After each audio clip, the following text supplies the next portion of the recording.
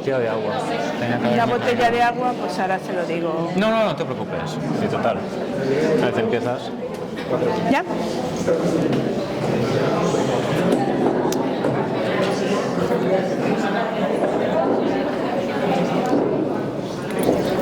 Bueno, buenos días a todos. Muchas gracias por venir. Empezamos para que nos dé tiempo y no alargar mucho el acto. A ver, aunque muchos me imagino que conoceréis a Álvaro Martínez Camarena, pues es profesor ayudante doctor del Departamento de Química Inorgánica aquí en la Facultad de Químicas. Es investigador, es doctor en nanociencia y nanotecnología, y su trabajo de investigación se centra en el diseño de sistemas moleculares antioxidantes, pues para su aplicación de diferentes enfermedades neurodegenerativas como el Alzheimer. Su actividad divulgadora pues se comenzó hace tiempo, y no es el primer libro el que nos va a presentar aquí, la de historia de los metales que cambiaron el mundo, sino que antes escribió un libro de divulgación sobre el oxígeno. No quiero extenderme más, te agradecemos muchísimo que hayas venido desde Valencia, que estás realizando una estancia allí, y bueno, y te dejo un poco para que nos cuentes algo sobre este libro. Gracias. Perfecto, pues muchas gracias, Belén, por la presentación. Básicamente yo voy a hacer una presentación muy breve de lo que es el libro. Bueno, muy breve. Voy a describir brevemente cuál es el tema central del libro, y después voy a hablar de una historia que nos puede servir de inspiración para entender diferentes aspectos en los que están implicados los metales, pero que no son los más habituales. Entonces, básicamente el tema que subyace en todo el libro, el tema que hay detrás, es los metales y confrontar la idea que habitualmente tenemos de los metales, igual no en este foro, porque es un foro bastante especializado, pero sí la idea que tiene la sociedad en general de los metales con respecto a aquello donde realmente están implicados, que en muchos aspectos es muy desconocido. Así, la imagen que tenemos de los metales, sí funciona. Es que tiene un retardo, acuérdate. Ahí.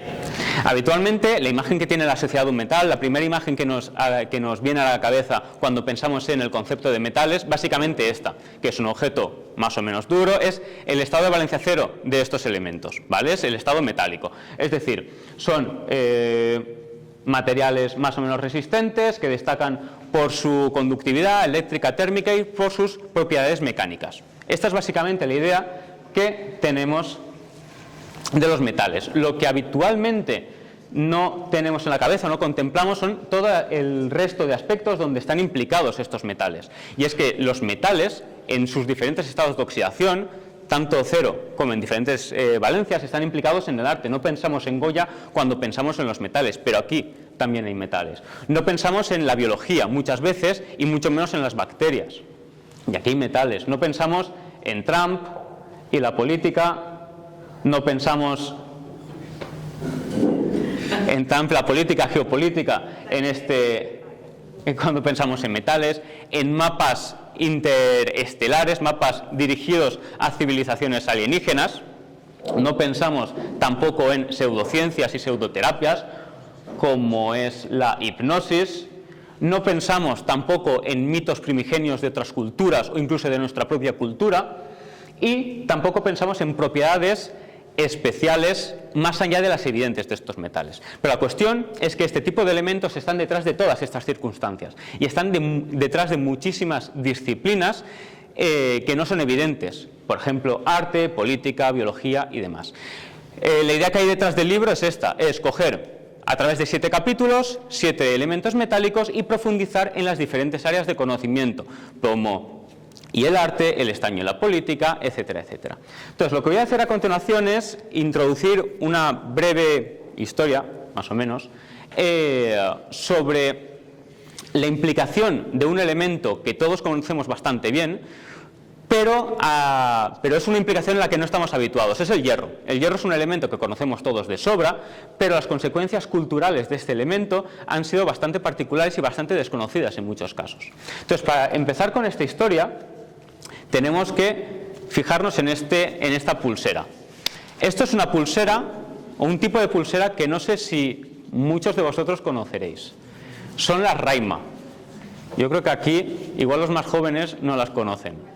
Esto es un tipo de pulsera que se hizo muy popular a finales de los 70 y en los 80, los 90 y demás. Y es una pulsera, yo me acuerdo, por ejemplo, de ver a mi abuela con la pulsera La Raima aquí. ¿Por qué se llevaba esta pulsera? ¿Por qué se hizo tan popular? Porque esta pulsera, o quienes comercializaban esta pulsera, lo que hacían, bueno, la vendían con es decir, decían que prevenía y curaba la artrosis, la artritis. Mi abuela, por ejemplo, lo llevaba para el reuma. Decían que llevando esto regulaba los flujos magnéticos del organismo, los flujos energéticos del organismo, y curaba y trataba el reuma, por ejemplo. Esto es una versión antigua de las Power Balance, que le sonará más a otro tipo de gente.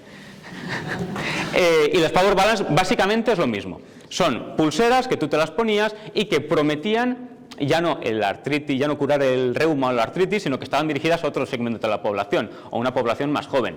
Y estas tuvieron popularidad en los 2010, y lo que prometían era aumentar la fuerza, la flexibilidad de aquel que las llevase puestas.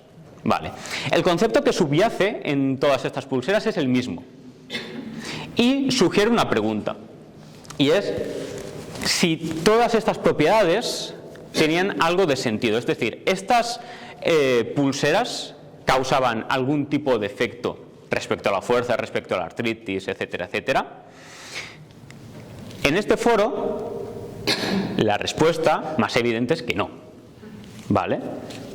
Y en términos generales va por ahí la cosa. Pero plantearnos estas preguntas nos abre el camino a plantearnos otras muy parecidas, y que la base teórica que hay detrás es la misma. Y es, por ejemplo, cuando abrazamos un árbol, este árbol canaliza la energía del universo hacia nuestro interior y nos ayuda a regular los flujos energéticos, etcétera, nos ayuda a estar más saludables. Es evidente que no. Pero bueno, con matices. Con matices. Y de hecho, no sé si esto lo habéis visto, yo vivía en Carabanchel hasta hace unos meses. Yo he bajado en Príncipe Pío para ir a Carabanchel y iba por Madrid-Río. No era extraño encontrarme a alguien abrazando un árbol. Pues era por esto mismo. Y además, a partir de estas preguntas, podemos hacernos otras muchas. ¿Son reales los chakras? ¿Tiene algo que ver? Es decir, ¿es fiable el horóscopo? ¿Tiene algo de sentido el horóscopo, la astrología? El concepto que hay detrás de todas estas preguntas, aunque parezcan que no, es el mismo. Y son todo pseudociencias y supercherías varias que tienen su origen, principalmente beben de muchas fuentes, pero tienen su origen principal en el siglo XIX, a principios de 1800, finales de 1700. Y tienen como protagonista a esta persona. Tienen como protagonista a esta persona y como protagonista también un elemento, que es el hierro. Este tipo es Franz Anton Mesmer. Y probablemente no hayáis oído hablar de este personaje nunca, pero las consecuencias de su trabajo todavía tienen reminiscencias hoy en día. Este es un tipo muy interesante. Es alemán suizo, nació en Isnang, que es una aldea en el lago Constanza, que es ese lago que separa Suiza de Alemania, es una aldea muy pequeñita. Nació aquí y era el tercer hijo de una familia de 9 hijos, de 9 hermanos. Al tercero no le toca heredar. Y no le tocaba heredar, por tanto se tenía que buscar la vida. Además se le daba bastante bien los estudios, con lo que empezó se le asignó el sacerdocio, empezó una carrera de teología. ¿Cuál es el problema? Que él, desde bien temprano, había aspirado a tener una vida de lujos. Y aunque el sacerdocio y los lujos pues no están enfrentados, hay ejemplos más que probados, hay multitud de ejemplos a este respecto, la verdad es que no es la vía más fácil para llevar una vida así bastante desenvuelta, bastante suelta. Así que abandonó la teología y se fue a Viena a estudiar medicina. Y aquí es donde parte realmente la historia. Él defendió su tesis en 1766 en Viena. Y su tesis se llamaba, era una disertación físico-química sobre el influjo de los planetas. La tesis principal que subyace en ese trabajo es que, al igual que los astros, y especialmente la Luna, influyen en la superficie de la Tierra a través, por ejemplo, de los flujos de las mareas y demás, él sostenía que también influyen sobre las personas. ¿Cómo? Según él, hay un fluido universal que explicaba, entre otras cosas, la gravedad y el magnetismo. Y había una propiedad en los seres vivos por la cual también se sentían influenciados por los astros, y ese es el magnetismo animal.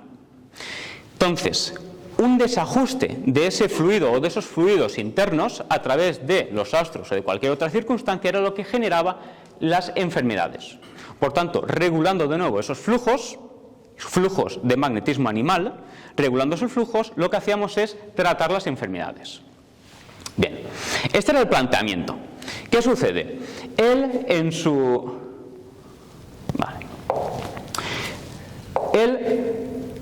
Vale. Para entender esta idea, que es bastante extraña, tenemos que situarnos en el contexto. Estamos en 1766-1770. Estamos en un contexto en el que la teoría germinal de Pasteur, es decir, aquella que dice que las enfermedades aparecen, o muchas enfermedades aparecen por infección por microorganismos, todavía no existía, le quedaba un siglo para ser propuesta. Además, los trabajos de la gravitación universal de Newton y demás estaban bastante recientes, apenas tenían unas décadas, menos de un siglo. La electricidad, el magnetismo, eran todos fenómenos naturales que se conocían, especialmente el magnetismo, desde muy antiguo, pero que no tenían una explicación. No se entendía cómo funcionaba la gravedad, y en base a qué funcionaba la gravedad exactamente, por qué se atraían los cuerpos como se atraían, de la misma forma que no se entendía, y todavía tardaría mucho para entenderse, por qué se atraen los cuerpos magnéticos, por ejemplo. Es en este contexto donde se plantea esta teoría, o esta hipótesis de Mesmer. Bien, la cuestión es que, conforme acaba la tesis, acaba el doctorado y se convierte en médico, necesita una consulta, y sobre todo necesita dinero. Obtiene una fuente de financiación estable, que es una viuda con la que se casa. Es una viuda además bastante adinerada y con la que se traslada a su palacio en Viena, a las afueras de Viena, las colinas estas que hay, donde hay una serie de palacios, al fondo se ve Viena con San Esteban y todo el rollo, pues se traslada ahí con inmensos jardines, empieza a ser mecenas de Haydn, empieza a ser mecenas de Mozart, el propio Mozart toca en conciertos privados para él, empieza a tener esa vida que siempre había querido. Y sobre todo con el dinero de esta mujer, lo que hace es fundar su propia consulta y empieza a aplicar su tratamiento. El primer tratamiento lo aplica con una mujer de 26 años que sufría de histeria. La histeria es un concepto bastante machista que se ha repetido a lo largo de la historia. Es la explicación para la mayoría de las enfermedades que sufrían las mujeres, desde un dolor de oído hasta vómitos, hasta literalmente un carácter difícil de tratar, etc. Bueno, bajo este cajón desastre se englobaba la mayoría de las enfermedades que sufrían las mujeres, y era la histeria. Bueno, vino esta mujer aquejada de histeria a su consulta, y fue sobre ella, sobre Francisca, sobre la primera que aplicó esta hipótesis sobre los flujos y el magnetismo animal. Si el problema en lo que genera la enfermedad es, cualquiera que sea la enfermedad, es un desajuste de los flujos magnéticos, del magnetismo animal, qué mejor forma que tratarlo que a través de un imán. Entonces, molturó hierro, lo suspendió en agua y se lo hizo beber a Francisca. Y a continuación cogió un imán y se lo aplicó en la zona que le dolía. Y curiosamente, lo que dice es que Francisca sanó inmediatamente. Bien, pues sea por su gestión o bien sea porque la historia se la inventó. Pero la cuestión es que Francisca dice que sanó repentinamente, de forma inmediata. Y esto se fue repitiendo con diferentes pacientes. Y además empezó a ganar fama. Empezó a ganar tanta fama que hizo incluso una gira por Baviera. Allí presentó sus resultados ante la Academia Bávara de las Ciencias, en Múnich. Y donde le invitaron, en base a estos resultados, a ser académico de esta institución. Empezó a coger un enorme renombre y las colas de gente se acumulaban en su consulta. Hasta que llegó un día en el que no pudo tratar a una pianista de María Teresa, que era la emperatriz de Austria en ese momento, una emperatriz muy importante en el imperio austrohúngaro. No fue capaz de curarla, de sordera, sufría la mujer en uno de sus oídos, de forma que perdió, digamos, el beneplácito o el apoyo de la emperatriz, y con ello perdió el apoyo de toda la sociedad vienesa. Este no es el fin de Mesmer, sino que es realmente su punto de inicio. ¿Por qué? Porque él era amigo de Mozart. Y Mozart media entre Mesmer y María Antonieta, la reina de Francia, y se lo lleva a la corte parisina. Y es aquí donde llega el mayor momento de esplendor de Mesmer. En París tenemos que pensar que hay en París y en toda la sociedad europea en general hay un momento de esplendor de la ciencia, es el siglo de las luces. En este contexto, hace muy pocas décadas que se han generado las primeras sociedades científicas como tal, en el sentido más o menos moderno del término. Tienen pocas décadas las primeras revistas, las más antiguas tienen un siglo de antigüedad en este momento. Las primeras revistas científicas, lo que hoy es Inorganic Chemistry o Dalton Transactions y demás, están en este momento generándose. La ciencia empieza a tener una enorme difusión también entre la sociedad. Los científicos son invitados a las charlas, a las reuniones sociales, a las cenas sociales, para que hagan experimentos, especialmente aquellos relacionados con la electricidad, que son muy llamativos, pero experimentos en general, con el propósito de entretener. Pero básicamente la sociedad tiene ganas de ciencia, digamos. Es un entorno, un medio muy boyante para que la gente que se sirve de ciencia para hacer pseudociencia gane dinero. Y es el caso de Mesmer. Mesmer, cuando llega a París, se sitúa en una casa, se aloja en una casa y localiza ahí su consulta muy a las afueras de París, en la periferia.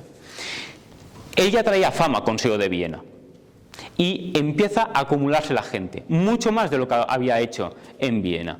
En pocas semanas se traslada de lo que es ese pueblecito a las afueras de Viena a la Place Vendôme, que es tan exclusiva hoy como exclusiva era entonces, donde está el Ritz, donde está la columna de Napoleón en París, justo en el centro de París, la zona más exclusiva. Traslada allí su consulta y la gente empieza a acumularse. Con eso empiezan a incrementarse los precios y con eso la exclusividad. Además, se da cuenta, por una parte, de que para qué tratar a la gente de uno en uno cuando los puede tratar de 10 en 10. Entonces empieza a hacer sesiones con multitud de personas, donde el hierro continúa siendo el elemento central. En aquel caso era a través de la magnetita, de óxidos de hierro pulverizado. En este caso es a través de alambres. Él sitúa unas jarras o una especie de bañera en el medio con agua magnetizada, que él dice que está magnetizada. De ahí saca unos alambres de hierro y cada uno de los asistentes al acto lo que tiene que hacer es unir la bañera a través del cable de hierro con el punto que le duela. Y empezaban, en el momento en el que se unía el cable, empezaban a sacudirse, empezaban a convulsionar. No por nada, sino por la propia sugestión. En ese momento, la convulsión se entendía como síntoma de una enfermedad, pero también como causa. Pensaban que aceleraba el tratamiento de la enfermedad, en muchos casos. Esto sucede también con patologías neurológicas que darían lugar a mitos como el baile de San Vito o expresiones como el baile de San Vito y demás. Es decir, la convulsión, los estertores, eran parte del tratamiento. La gente empezaba a convulsionar y llegó incluso a magnetizar árboles para la gente más pudiente, para que no tuviese que ir a su propia consulta, sino que simplemente en su casa, en su jardín, tocaba el árbol y sanaba. Más allá de eso, además se dio cuenta de que ya no necesitaba ni los imanes. Se dio cuenta que sin el hierro pulverizado, la gente sanaba. Se dio cuenta que sin el imán de magnetita, la gente continuaba sanando, simplemente imponiendo la mano sobre el cuerpo, incluso sin tocarlo. Poco a poco vio que no necesitaba ni la mano. Con la cara, con la mirada, la gente sanaba, la gente convulsionaba. Y al final, ni mirando. Al final decía que solo de pensamiento era capaz de curar a la gente. Bueno, la cuestión es que se hizo enormemente popular. Tanto que el propio rey de Francia se personó. Es decir, mandó al Instituto de Francia, Luis XVI en 1784, 5 años antes de que le dieran garrote, pidió un informe al Instituto de Francia para que evaluase si esta terapia, el magnetismo animal, tenía algún tipo de sentido. Esta terapia, además, no sé si os suena, el mesmerismo no sé si os sonará, pero es el hipnotismo. Se empezó a conocer esta terapia como mesmerismo por el nombre, pero incluso en esta época ya se le llamó hipnotismo. Entonces, el rey de Francia le preguntó al Instituto de Francia si esto tenía algún tipo de sentido, si el hipnotismo funcionaba. El Instituto de Francia es una institución que engloba las 5 principales academias francesas, entre ellas la Academia de las Ciencias francesa. Y fue esta institución la que encargó a 5 de sus miembros más destacados que evaluase el método. Entre ellos estaba Benjamin Franklin, que en ese momento era embajador de los Estados Unidos en Francia, Lavoisier o Guillotin, que es el médico que dio lugar o que inventó el homónimo utensilio. Vale. Y había otros 2, que uno, bueno, falleció, fue sustituido rápidamente, y estaba un astrónomo que fue también el primer alcalde de París y demás. Estos son los principales. Y ellos fueron allí donde Mesmer hipnotizaba y empezaron a evaluar si eso tenía algún tipo de sentido. Empezaron a hacer pruebas. Primero cogieron a uno de los discípulos, porque lo que sucede es que tampoco pudieron cazar a Mesmer. Mesmer se fue y dijo: yo no voy a comprobar mi método funciona. Entonces, el método lo comprobaron con uno de sus discípulos. Lo cogieron y le pidieron que en un jardín donde había varios árboles y magnetizase uno de estos. Y a continuación cogieron a un niño que ya había sido tratado con hipnotismo y demás, de magnetismo animal, y le pidieron que localizara cuál era el árbol que había sido magnetizado. Y él iba tocando 2 minutos un árbol, 2 minutos el siguiente, 2 minutos el siguiente, buscando aquel que estaba magnetizado. El que estaba magnetizado no lo tocó, pero llegó un punto, alejándose de este, en el que se desmayó. Bien por la sugestión, dicen que tenía algún tipo de discapacidad, ya lo buscaron a propósito así. La cuestión es que se desmayó. Y nace de aquí parte del mito de la hipnosis, esa característica que todos tenemos en mente cuando pensamos en el hipnotismo, que es: a un toque te desmayas. Nace precisamente de este hecho. Hay otros hechos también curiosos, porque ellos que describen en su informe, porque ellos realizaron al final un informe evaluando todo este método y demás. Y hay otras actuaciones, otras comprobaciones que son bastante interesantes. En esta, por ejemplo, cogieron a una mujer que ya había sido magnetizada y la colocaron detrás de una puerta. Una puerta cerrada, la mujer a un lado y uno de los discípulos de Mesmer al otro lado magnetizándola. Y le pidieron que describiese qué sentía. Y anotaron las observaciones. La descripción está aquí. Vale la pena leerla. Dice: apenas llevaba 1 minuto sentada frente a la puerta cuando empezó a sentir escalofríos. 1 minuto después empezó a castañear los dientes y a sentir calor por todo el cuerpo. Después de un tercer minuto sufrió el ataque. La respiración se aceleró, estiró ambos brazos por detrás de su espalda, los torció violentamente, con fuerza, e inclinó su cuerpo hacia adelante. El cuerpo entero temblaba. El rechinar de los dientes se hizo tan ruidoso que se oía desde fuera. Se mordió la mano con tal fuerza que los dientes quedaron marcados en ella. Esto parece un ataque real. ¿Cuál es el problema? Que detrás de la puerta no había nadie. Al otro lado de la puerta no había nadie magnetizando, era todo sugestión. Pues con esta y con otras pruebas lo que concluyeron Franklin, Lavoisier y compañía es que el magnetismo animal era falso, no existía. Esto fue desolador para Mesmer y fue arrollador para la técnica. ¿De acuerdo? Para el método y para el chanchullo que tenían montado. Pero a esto se sumó un par de cosas más. Primera, que una de las personas que había sido tratado por este método murió durante una de las sesiones, además una de las personas bastante conocidas y que había abogado muchísimo por este método. Falleció durante una de las sesiones y que además a esto se le sumó que a París llegó la pianista medio sorda que no había conseguido tratar en Viena. Llegó a París a hacer una serie de actuaciones, a tocar allí, y empezó a contar, a difundir lo que había sucedido en Viena. Así pues, Mesmer cayó en el ostracismo, en la desgracia. Tan pronto había subido como cayó, la gente empezó a burlarse de él, incluso el propio Mozart, que había abogado por él, lo había presentado ante María Antonieta, había sido un gran defensor del mesmerismo, del hipnotismo.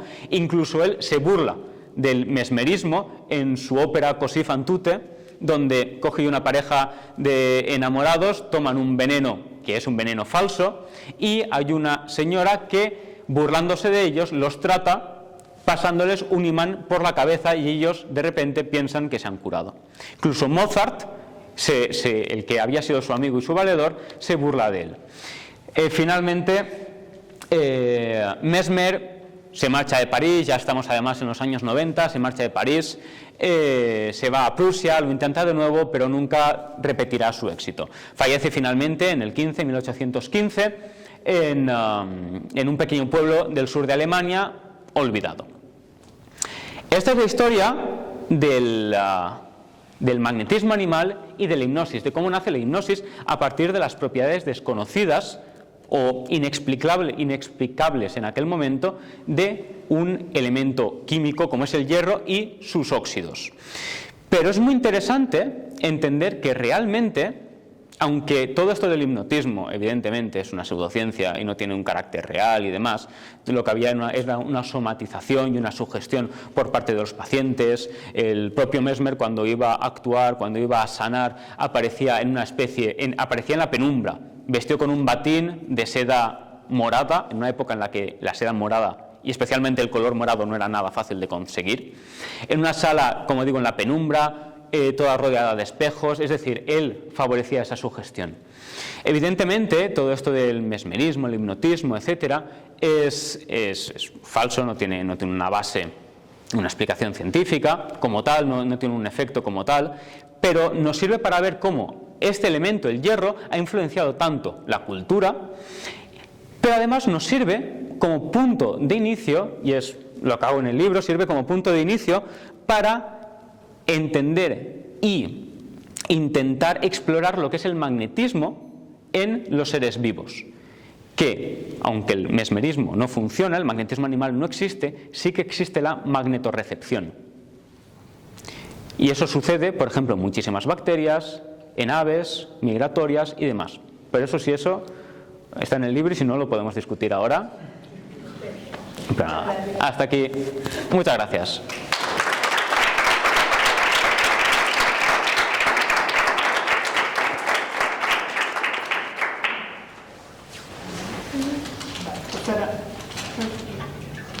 Sí, ya está.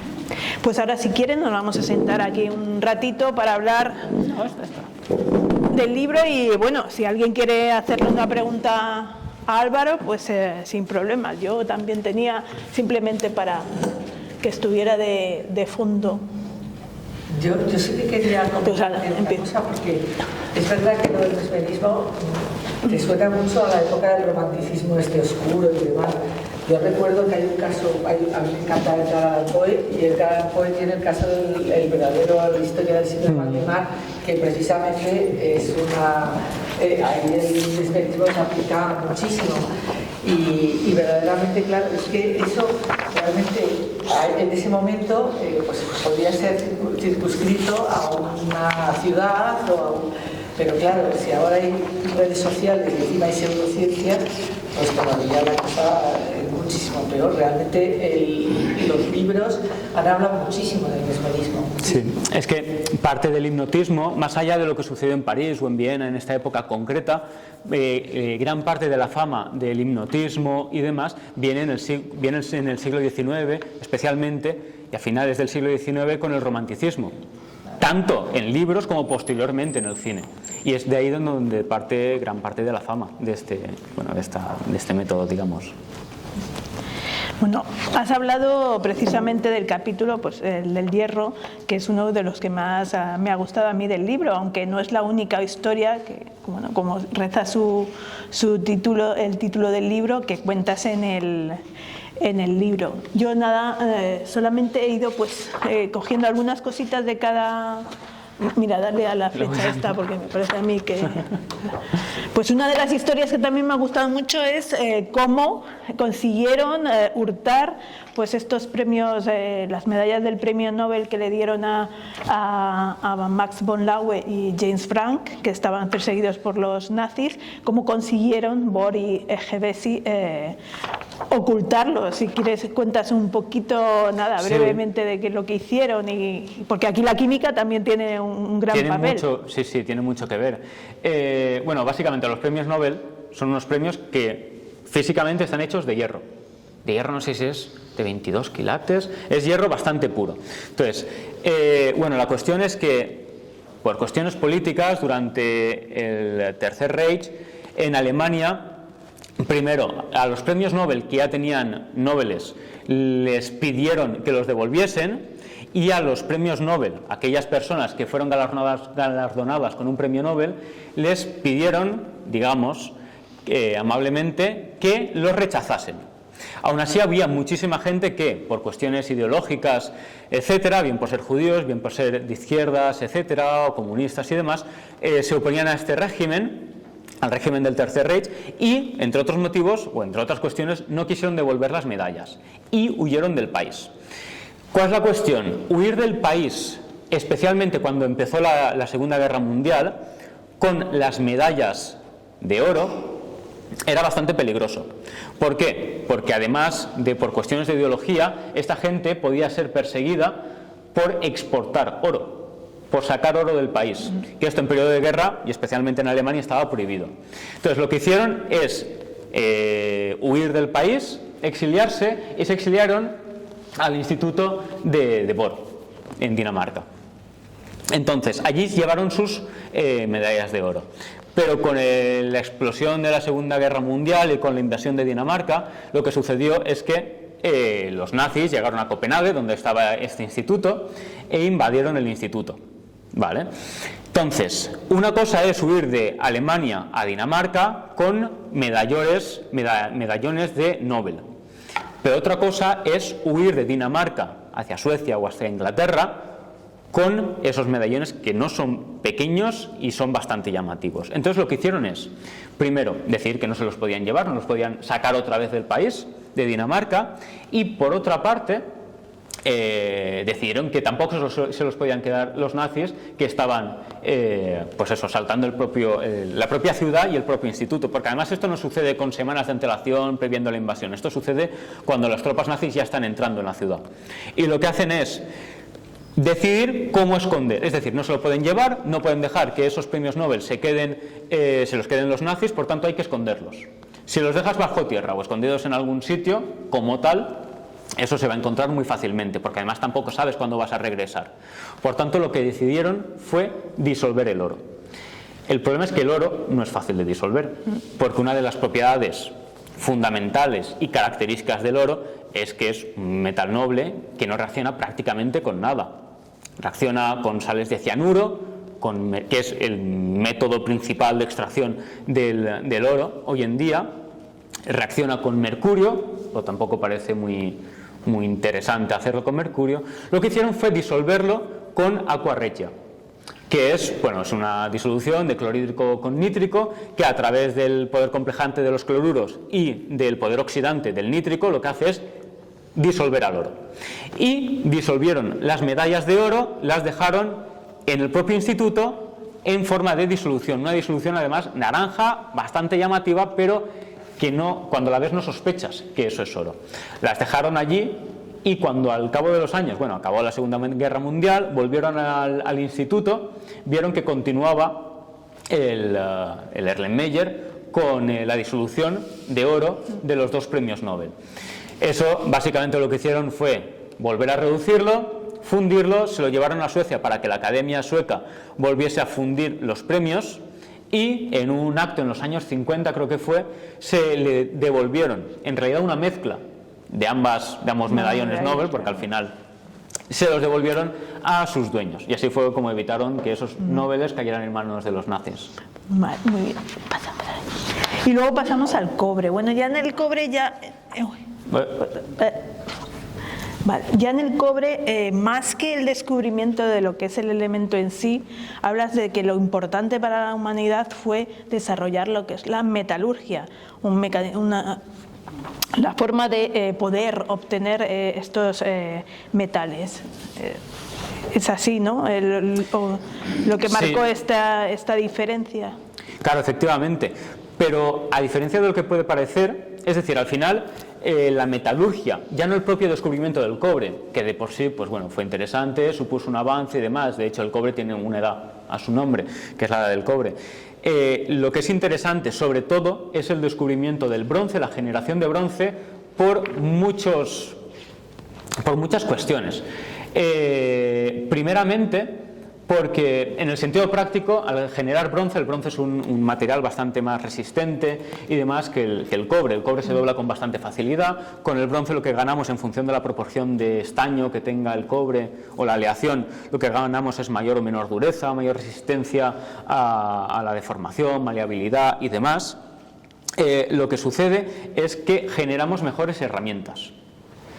Eso genera una diferencia tecnológica con las civilizaciones, con los pueblos que no disponen de esta tecnología, que no disponen del bronce. Pero más allá de esto, lo que supuso fue un cambio, más que en el sentido de las herramientas que tenemos o que no tenemos, un cambio en muchísimos otros aspectos. Puso en contacto a civilizaciones que hasta el momento no lo habían tenido, obligó a explorar territorios inexplorados e ignotos, etcétera. Reconfiguró las sociedades, porque por ejemplo, para malear o para hacer herramientas de cobre, relativamente sencillo. Podemos encontrar cobre en estado metálico, es bastante raro, pero es como se encontró al inicio, y al final simplemente, pues de una forma mecánica, se consigue generar las herramientas. Después, obtener cobre a partir de malaquita se obtiene de forma más o menos fácil, simplemente con unos pequeños hornos, un poco de carbón para reducir y demás. Bueno, no es demasiado complicado. El hecho diferenciador viene cuando tenemos también estaño. ¿Por qué?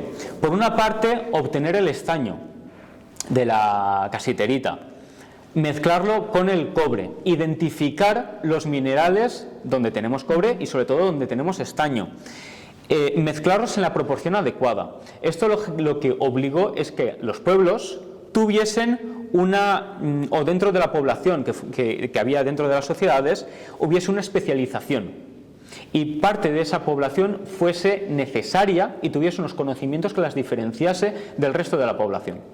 Esto para lo que es la acumulación de riquezas, que es un elemento nuevo en estas sociedades prehistóricas, fue bastante importante. Pero más allá de eso, la cuestión es que el bronce se genera principalmente en Oriente Próximo y Oriente Medio. Es donde se empieza a utilizar en abundancia. ¿Pero qué sucede? Que el cobre, allí hay minas de cobre, hay yacimientos de cobre, pero no hay de estaño. El primer estaño viene de Irán, pero por una serie de conflictos enseguida se corta el flujo de estaño desde Irán. Y esos pueblos, especialmente los fenicios, que ya conocían el bronce y que lo necesitaban para diferenciarse del resto de pueblos y de sociedades a su alrededor, necesitan encontrarlo. ¿Dónde está el estaño? Pues además de en Irán, que había yacimientos de estaño, los yacimientos están en Galicia, en la Bretaña francesa y en Cornualles, en Inglaterra. Los fenicios solo navegaban por el Mediterráneo. Atravesar el estrecho para irse por el Atlántico. Es decir, el Atlántico es muy diferente respecto a mar, respecto a condiciones y navegabilidad, es muy diferente del Mediterráneo. El Mediterráneo es básicamente una balsa de aceite en comparación con el Atlántico.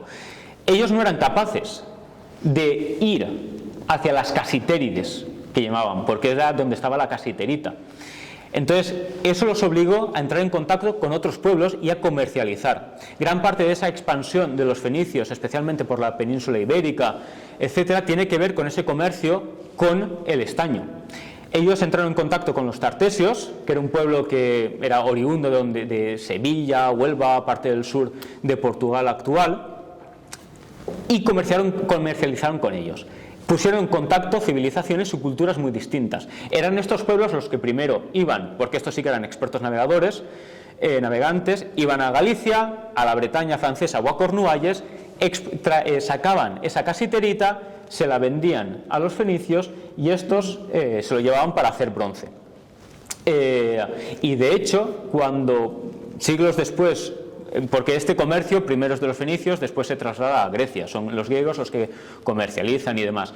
Cuando Cartago empieza a coger auge, el principal rival que tenía en aquel momento era la civilización griega. Lo que hacen es cortar toman el control del Mediterráneo especialmente para cortar ese comercio de los griegos con los tartesios, para evitar que fundan y generen bronce.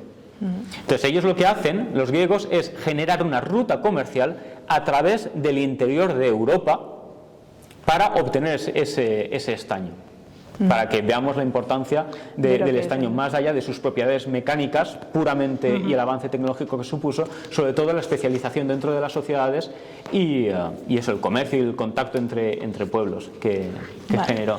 Bueno, y en el caso de la plata ya ahí pones un primer ejemplo de la nanotecnología, que es tu campo de investigación, que es la copa de Licurgo, porque tiene ese aspecto diferente dependiendo de la luz que le esté dando. Esta es una propiedad que tiene la plata, ¿no? ¿O es debida a la plata? Sí, es una propiedad de los nanomateriales en general.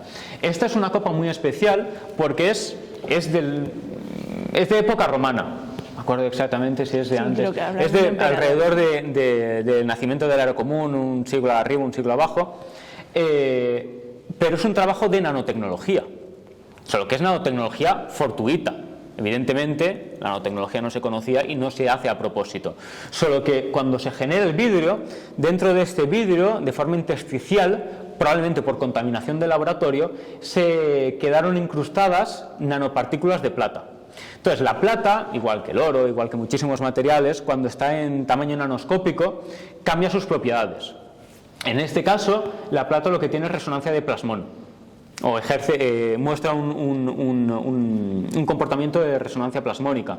Entonces esto lo que significa es, en este caso, por simplificar un poco, en función de cómo recibe la luz y cómo se comporta con la luz, muestra unas propiedades u otras. Aquí, por ejemplo, si la luz incide desde fuera y rebota, tiene un color pues así verdoso apagado. Si la luz está desde el interior es cuando se produce el efecto de resonancia plasmónica, que tiene que ver con la longitud de onda de la luz, el tamaño de las nanopartículas, cómo vibra más o menos electrónicamente con esta luz. En cualquier caso, esto es una propiedad de ciertas nanopartículas. Y muestra ese color bastante distinto del que mostraba. Sí. Esto es una muestra o un ejemplo llamativo de las propiedades nuevas que aparecen con muchísimos materiales cuando nos vamos al rango de lo nano, pero no es ni muchísimo menos la única. De hecho, con la plata lo que sucede es que la plata de por sí tiene actividad bactericida y de hecho desde muy antiguo se utilizaba como bactericida para evitar que el agua, por ejemplo, se pudriese, etc. Heródoto, por ejemplo, cuenta que Ciro II, que era un rey persa del siglo VI a.C., lo que hacía era, cuando iba de campaña militar, no bebía agua que no estuviese contenida en un recipiente de plata. Esto puede parecer una excentricidad, pero tiene sentido porque la plata evita que se pudra el agua. O, por ejemplo, en la exploración del oeste americano, pasaban los exploradores o los colonos pasaban muchísimo tiempo sin renovar el agua que almacenaban. Entonces, para evitar que se pudriese, lo que hacían era ponerle un par de monedas de plata a ese barril de agua o de leche que llevaban. ¿Por qué? Porque la plata es bactericida, en el sentido de que la plata también es un metal noble, pero reacciona bastante más que el oro.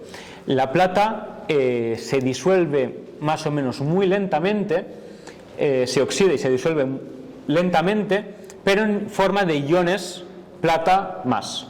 Y estos iones son capaces de interaccionar con el ARN y el ADN en general de todo, pero especialmente de las bacterias, y con las proteínas de membrana de las bacterias. Y lo que hace es, básicamente, matarlas. Esto es la plata en general, en términos generales. Claro, ¿qué plata se disuelve y qué plata puede reaccionar? La que está en la superficie del material.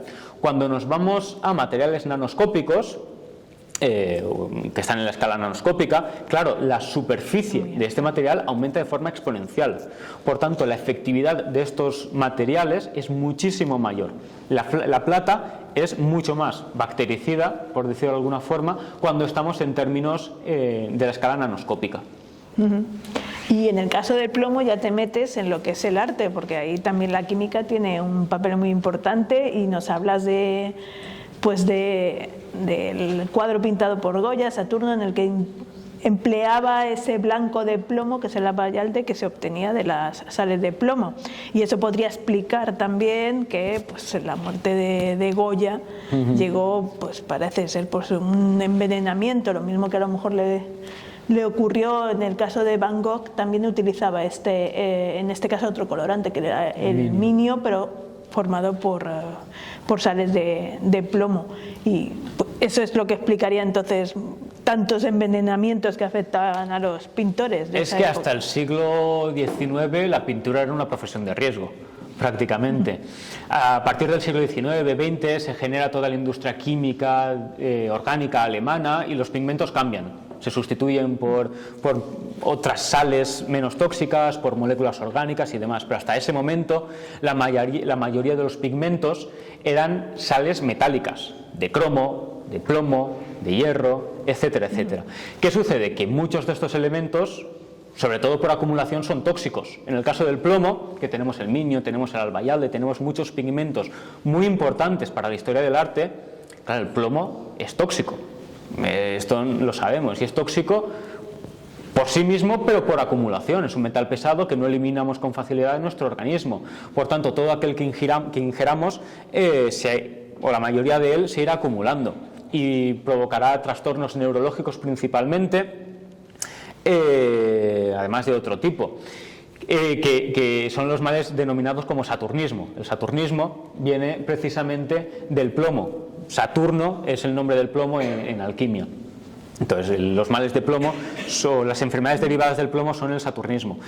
Pero es que estas intoxicaciones se producían además prácticamente por castigo, de forma inevitable, porque en el caso, por ejemplo, de Goya, el albayalde es un hidróxido, una mezcla de hidróxido carbonato de plomo, que tiene un color, un blanco bastante, no es blanco puro, sino que es un blanco un poco rojizo, bastante interesante, por ejemplo, para eliminar los poros de los lienzos como base, como imprimación más o menos, para pintar sobre él.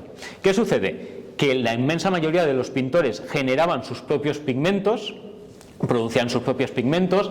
El albayalde es tan fácil de producir como poner en una vasija con vinagre plomo, y de los propios vapores se va formando ese albayalde en la superficie. Después se rasca, se seca y es con lo que se pinta. Claro, los propios pintores generaban estos pigmentos, pero es que Goya, por ejemplo, ponía la imprimación con las propias manos. Cogía la mano y se la llenaba de albayalde, pero es que para afilar los pinceles los chupaba con albayalde. Entonces, al final, por necesidad acumulas este tipo de pigmentos. Sí, y esto sucede con muchísimos otros. El minio, por ejemplo, es también un óxido de plomo que se ha utilizado muchísimo, tanto en pintura como, por ejemplo, en las miniaturas. Es decir, en los manuscritos medievales, más allá de cinabrio, por ejemplo, que es una sal de mercurio y demás, lo que se utilizaba muchas veces para dar el color rojo de las pinturas y demás era el minio. El cinabrio era bastante más caro y bastante más tóxico que el plomo, pero también se utilizaba este óxido de plomo, y es el minio viene por el origen donde se obtenía estas sales, que es el del río Miño, y da nombre a esos dibujos que son las miniaturas, se denominaba en estos manuscritos, y de ahí viene la terminología de miniatura, del minio, del compuesto de minio. Pero sí, al final los pigmentos han tenido una enorme influencia en el arte, los pigmentos de sales metálicas. Vale. Y ya pasamos al caso de la política. A ver, este libro lo terminaste en el 2023. Sí. No sabías que Trump iba a llegar a Pero la ya, Casa Blanca, se intuía, ¿no? Ya había dado porque en ramalazos. claro, ya metes no solamente el papel que los metales tienen en golpes de Estado o en guerra, sino también en el interés de aquí del señor Trump por Groenlandia, por adquirir. ¿Por qué es tan importante Groenlandia? Al parecer es un gran depósito de tierras raras que ni son tierras ni son raras, Ni son ¿no? raras, efectivamente. Bueno, la cuestión es que al final los metales son un recurso muchas veces escaso, muchas veces que se encontraba localizado en puntos muy concretos del planeta y que son la motivación para el expolio, para los golpes de Estado. Un ejemplo lo tenemos en Chile, en el Chile de Allende, donde se nacionalizaron una serie de minas de cobre. El cobre en Chile tenía bastante importancia. Se nacionalizaron una serie de minas de cobre que la tenían empresas estadounidenses, y eso, junto con muchos otros factores, derivó en el golpe de Estado de Pinochet del 73. Después, pues, ejemplos más recientes los tenemos en Bolivia con el litio, etcétera. Lo continuamos teniendo en Níger con el uranio, lo tenemos en el Congo con el propio estaño y demás. Y lo que sucede en Groenlandia es que es un territorio bastante inexplorado y muy rico. Las tierras raras son una serie de elementos, principalmente lantánidos, que son muy interesantes por sus propiedades. Son elementos que son muy parecidos entre sí. Esto es lo que las convierte en raras, no porque sean tierras cuya concentración sea bastante reducida en el planeta, porque en ciertas regiones son muy abundantes, no es que sean muy escasas, sino que el problema está en su purificación.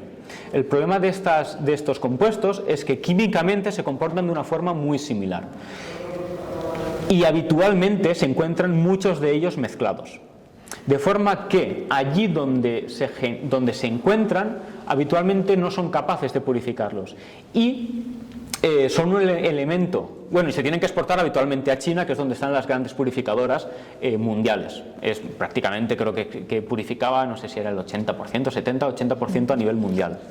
¿Qué sucede? Que estos elementos además son muy importantes desde el punto de vista tecnológico.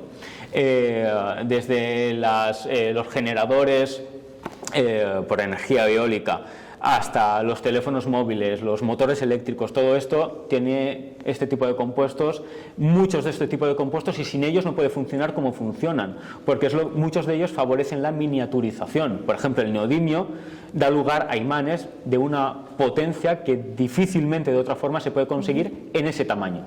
Entonces, claro, sin ello los móviles, los teléfonos, los materiales en general serían mucho más grandes y no tendrían esas propiedades tan ideales. Entonces, son necesarios y son elementos estratégicos desde el punto de vista tecnológico. ¿Qué sucede? Que además de ser difíciles de purificar, no se encuentran repartidos por todo el planeta de forma abundante, sino que se encuentran en ciertos puntos. En Europa, por ejemplo, continental, no políticamente, porque Groenlandia de momento forma parte de Europa en términos políticos. En Europa, por ejemplo, no tenemos tierras raras. Se está explorando en Canarias, se está explorando en alguna zona de Centro Europa, pero de momento no hay. Dependemos por completo de otros países. Y esto es una cosa que se quiere evitar. Y es una cuestión geopolítica, es una cuestión geoestratégica. Los Estados Unidos, por ejemplo, tampoco tienen muchos yacimientos, están principalmente en California, pero de nuevo, aunque tienen algún yacimiento, no tienen forma de purificarlos y los exportan. Entonces, el problema es además que se están agotando esos yacimientos. China tiene yacimientos y tiene forma de purificarlos. Pero claro, los Estados Unidos no pueden sacar de China, y menos ahora. Entonces, ¿cuál es el último territorio que queda con tierras raras y que puede ser explotado? Groenlandia. Entonces, ahí hay una disputa tanto por parte de Europa como por parte de China como los Estados Unidos por conseguir ese territorio. Al final, la pretensión de Trump pues tiene también que ver con las rutas por el Ártico, que son bastante más estrechas, con el deshielo y demás. Pero una motivación bastante importante que tiene es que en este territorio hay yacimientos inexplorados y por explotar, inexplotados. Sí, no es tanto. Bueno, nos quedan dos elementos más, pero yo no quiero acaparar, y si hay alguien pues que quiera hacerle una pregunta a Álvaro sobre esto. Los dos elementos que quedan son el hierro, que ya nos ha hablado, y el mercurio, que bueno, es un metal tóxico por excelencia. Pero si queréis hacerle una pregunta a Álvaro antes de terminar. Pues te iba a comentar respecto a las tierras raras, que el comienzo de la guerra de Ucrania también claro. No era tanto la tierra rara como el litio de Ucrania. De hecho, los mapas que por lo visto manejan de los yacimientos, por lo visto dicen que vienen de la antigua URSS, que No sé si realmente en Ucrania habrá esas tierras raras que él está buscando con los convenios que hay ahora mismo. Bueno, con las prospecciones sí que están encontrando más sitio. Aquí en España, en Matamulas, en Ciudad Real, hay un yacimiento importante, lo que pasa es que no se explota. En Suecia habían descubierto, y lo que dicen las concentraciones es que son del 0, no sé si 18% es un éxito, y que tampoco es tan fácil montar una mina para extraerlo, ni va a ser inmediato. Y eso, y que dependes de terceros países principalmente para purificarlo. Claro. Sí, porque al final depende de China. La realidad es que no solo en este metal, sino en muchos metales depende de China. Ese va a ser los siguientes elementos que van a aparecer en el volumen 2 de tu libro. Dedicado solamente. A algún otro metal. Volvemos a una edad del cobre, ahora que los trenes se paran porque desaparecen.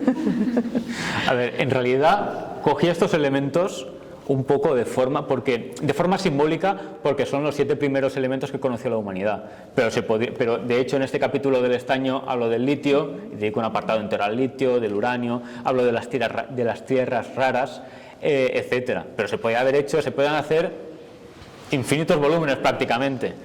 Sí. Estamos en una nueva edad de los metales. Probablemente. Sobre todo, sí, probablemente. Sí, probablemente, sobre todo por las nuevas propiedades y sobre todo aquellas derivadas de la nanotecnología, muchas veces, porque aunque las propiedades macroscópicas de los metales muchas veces son más que conocidas y lo que se hace es pues utilizarlas en diferente sentido, aquellas nuevas que nacen primero de aleaciones desconocidas y después de los nanomateriales, que muchos de ellos tienen que ver con los propios metales o de nuevos materiales tipo los MOFs que tienen que ver con los metales y demás, le dan nuevos puntos de interés a estos elementos. Entonces sí, probablemente. Vale. Mira ya. Una curiosidad, gracias por escucharme. Algunas veces he ido al fisioterapeuta y me han puesto la zona afectada en una bobina aplicándome un campo magnético. ¿Esto es algo efectivo en el mecanismo del siglo XXI?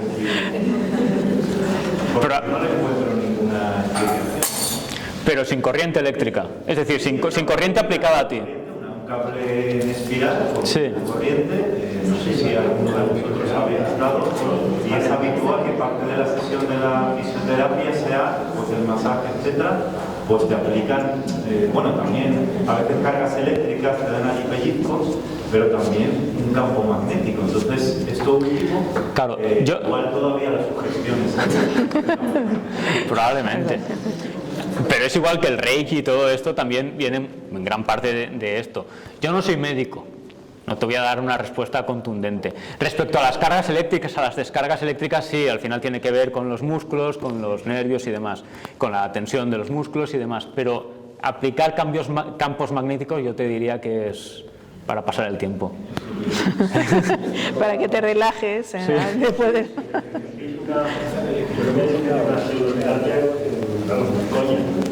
Pero tú has hablado ahora de las magnetobacterias que tienen núcleo de magnetita, las pones en un campo magnético y las bacterias bailan según tú muevas el campo magnético.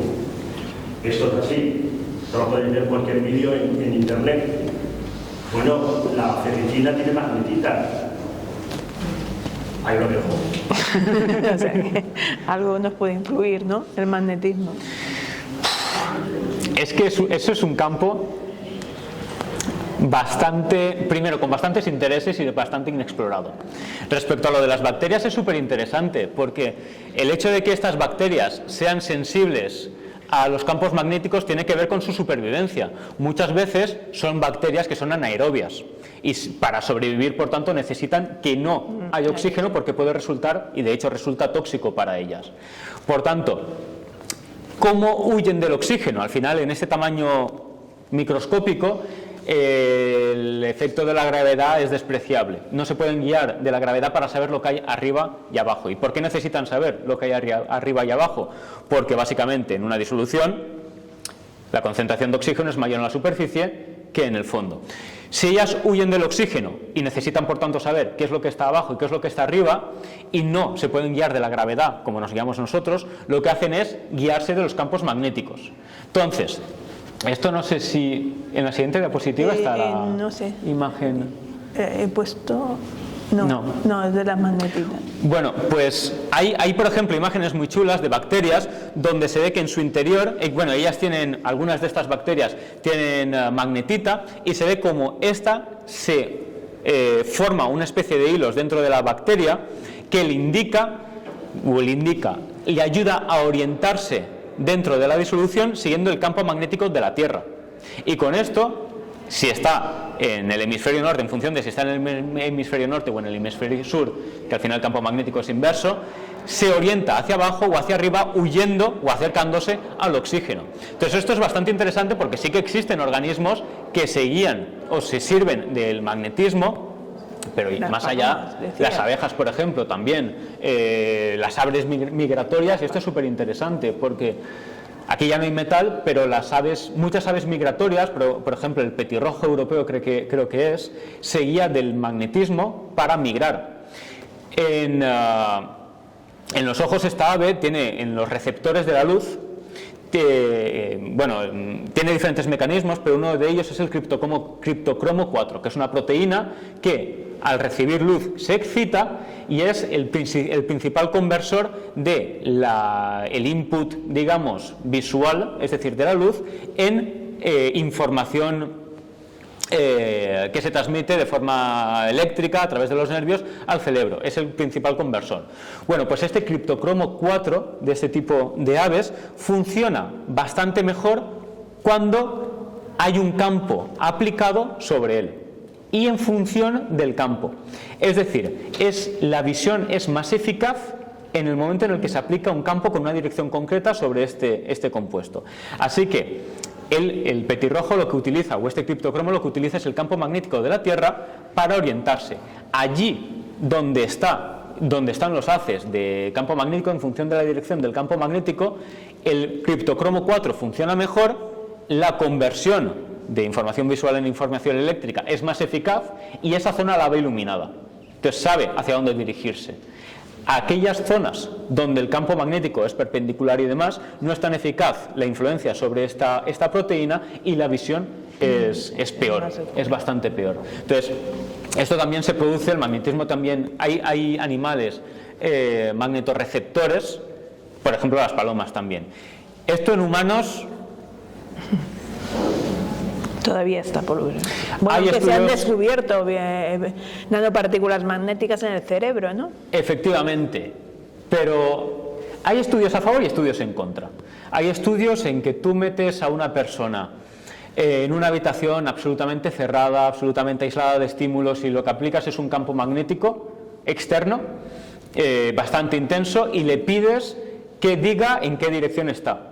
Y hay estudios que dicen que ciertas personas son capaces de identificar la dirección del campo.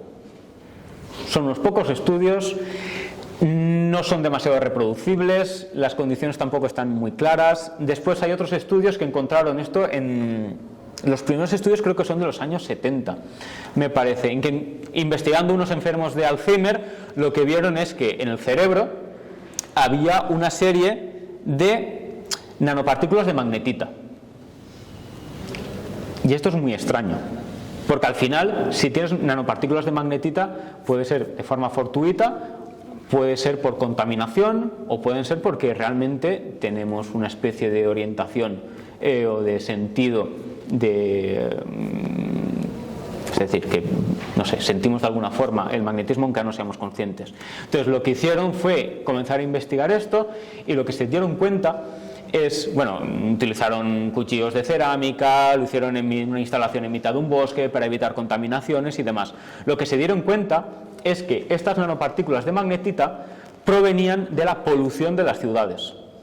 El tamaño y sobre todo la forma de estos minerales es característico en función de la procedencia, si es de origen natural, si es de origen biológico, como el que se encuentra en las abejas, el que se encuentra en las palomas y demás, tiene una morfología bastante específica. Este tamaño tan redondeado que se encontró en humanos, y es decir, la forma redondeada y el tamaño específico que se encontró en humanos, parecía indicar que procedía de la polución.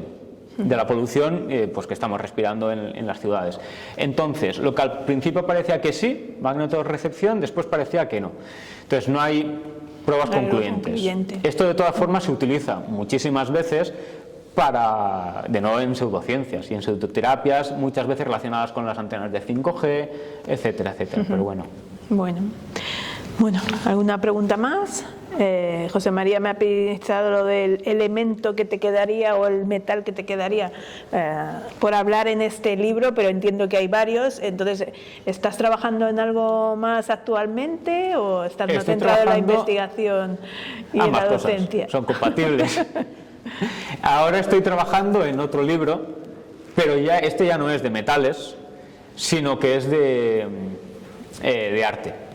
Es decir, la idea es tomar 4 o 5 obras que hay en el Museo del Prado donde aparentemente no hay nada de ciencia. Por ejemplo, el Saturno, ya no el de Goya sino el de Rubens, donde aparentemente no hay absolutamente nada de ciencia, o bailes aldeanos de Bruegel y demás, y extraer una historia de ciencia de ahí.